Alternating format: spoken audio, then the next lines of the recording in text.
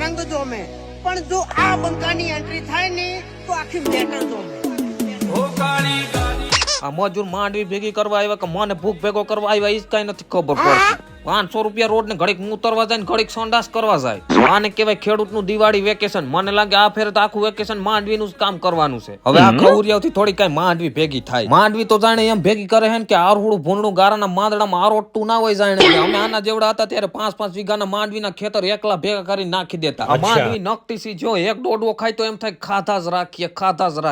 આ ટ્રેક્ટર વાળાએ હોય એટલી રાબ બેહાડી દીધી. ના આવડતું હોય તો ના હાંકતા હોય તો ઢેફા ભેગા કરીને આતેડા ભેગા થઈ ગયા, પણ ટ્રેક્ટર વાળાએ અવરી જગ્યાએ વધારે રાબ બેહાડી દીધી. હવે જો 3 વર્ષ હું ભાડાના પૈસા દઉં તો મારામાં ફેર પડ્યો ને. તો ગેમ બજાની